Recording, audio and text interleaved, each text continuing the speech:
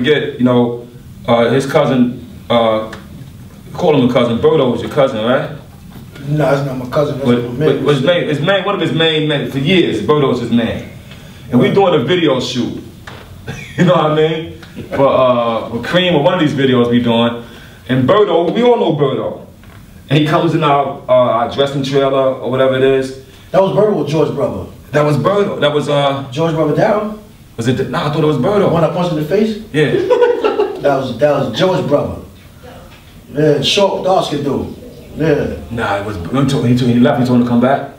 I can't remember. That was Birdo. Oh, okay, good. Wait, what he did? He stole something from us, but he thought Ghost was asleep. Ghost had one eye on him. He saw him, right? And Ghost let him. Ghost lets him steal it, and he walks all the way down the block with it.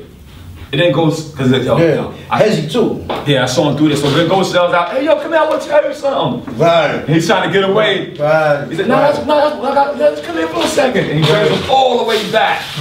Yeah, I saw that. And then whipped his ass.